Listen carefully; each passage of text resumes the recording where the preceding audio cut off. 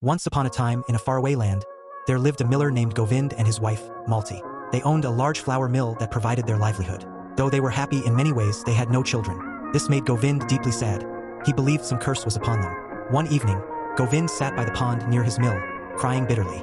Suddenly, he heard a mysterious voice say, "Poor man, I can remove your sorrow and make you rich, but in return, I want something that you do not yet have in your home." Govind thought for a moment.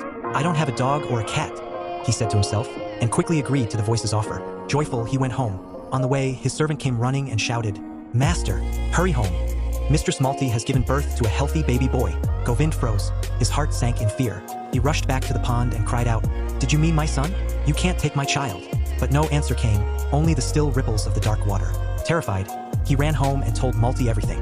They wept together, afraid that the mysterious voice might one day come to take their son away. They named the boy Raghav and raised him with all the love in their hearts. They never let him go near the pond.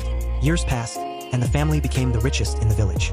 Wherever Govind placed one coin, by morning it turned into two. When Raghav grew up, he was sent to learn carpentry from a woodcutter. He was clever and hardworking, and soon the woodcutter married him to his own daughter. Sumitra. One day, while hunting in the forest, Raghav saw a beautiful deer. He chased it, but each time he got close, the deer vanished. This went on for days. Sumitra grew worried.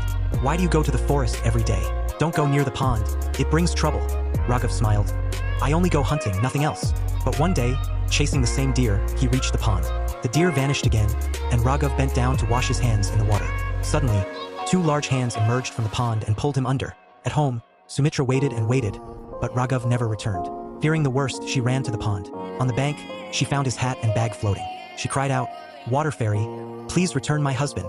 But there was only silence. Exhausted, she fell asleep by the water.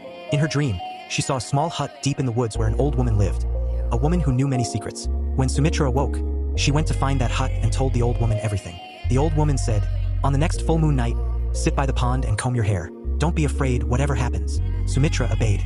On the full moon night, she sat by the pond, opened her long black hair, and began to comb it. The water started to ripple, and slowly Raghav's head appeared. His eyes were full of sorrow, but before he could speak, he sank back into the pond. Sumitra ran to the old woman again. The old woman said, "Tomorrow night take a spinning wheel. Sit by the pond and spin the yarn. Keep the sound going." The next night, Sumitra spun the wheel by the quiet pond. The rhythmic sound echoed in the air. The water stirred again, and Raghav rose halfway out of the pond. His eyes shone with love, but still he could not speak, and he vanished again on the third night. The old woman handed Sumitra a flute. "Play a melody filled with sorrow," she said. "Let your heart speak through the tune." Sumitra sat by the pond and played the flute. The music was so hauntingly beautiful that even the wind stopped to listen. The water swelled, and with courage, Sumitra jumped into the pond. She found Raghav beneath the waves and hugged him tightly. But suddenly,